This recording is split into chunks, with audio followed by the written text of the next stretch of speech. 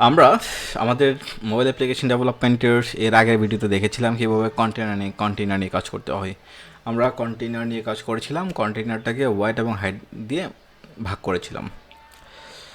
আজকে আমরা যেটা করব সেটা হচ্ছে যে আমাদের প্রতিটা অ্যাপ্লিকেশনের মধ্যে অনেক সময় এই অ্যাপস বারের মধ্যে আমাদের হচ্ছে যে একটা কলাপস থাকে, যে কলাপসে ক্লিক করলেই আমাদের ধরেন পাশ থেকে আরও একটা পেজ বের হয়।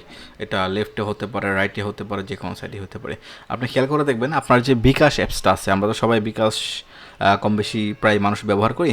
বিকাশ অ্যাপসের মধ্যে আপনার যে ছবি থাকবে, আপনার যে ছবিটা আছে, আপনার যে দেখবেন যে মানুষের মাথা কিংবা মানুষের একটা ছবি আছে, ওই ছবির উপর একটা ক্লিক করলে সাইড থেকে আর একটা বার বের হয়। ওকে, একটা প্যানেল বের হয়, একটা বার বের হয়। সেই বারে অনেক কিছু লেখা থাকে, নাম, পরিবর্তন, তারপর হচ্ছে যে আমার কিওয়ার্ড, তারপর সামথিং আরও অনেক ইনফরমেশান থাকে সাইড বারে ক্লিক করলেই। বুঝতে পেরেছি? আমরা সাইড বারে ক্লিক করলেই অনেক ইনফরমেশান থাকে। এই যে সাইড বারে ক্লিক করলে কিছু ইনফরমেশন বের হবে পাশ থেকে, ওই জিনিসটা কীভাবে বানাই আজকে আমরা দেখব।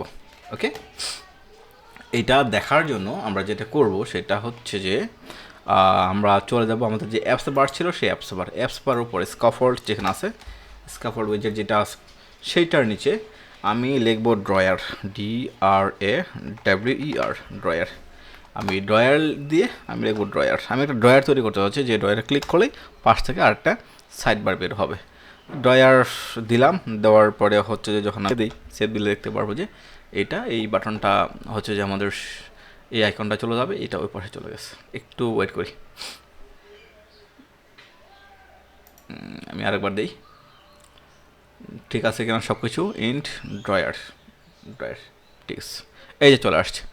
ওকে, খেয়াল করে দেখেন আমি যখন এখানে ক্লিক করব এই পাশ থেকে কিন্তু আরেকটা সাইড বার বের হবে। এই সাইড বার চলে আসছে, আমি আবার দিলাম, আবার ক্লিক করলাম, সাইড বার আসছে, আবার দিলাম, চলে গেল। এইভাবে আমরা সাইড বারগুলো করতে পারি। পরবর্তী সেশনগুলোতে আমরা আরও ডিপলি যখন কাজ করব তখন দেখবো যে এই সাইড বারগুলোতে কীভাবে আমরা আমাদের ইনফরমেশন দিতে পারি। এখানে আপনার ছবি, আপনার নাম, সকল ইনফরমেশন থাকবে। একটা লগ আউট বাটন থাকবে, লগ আউট বাটনে ক্লিক করলে আপনার লগ আউট হয়ে অ্যাপস থেকে বের হয়ে যেতে পারবেন। এই সকল জিনিসগুলো নিয়ে আমরা কাজ করব পরবর্তী সেশনগুলোতে। আজকে এ পর্যন্তই, সবাইকে অসংখ্য ধন্যবাদ। আল্লাহ হাফিজ, আসসালামু আলাইকুম।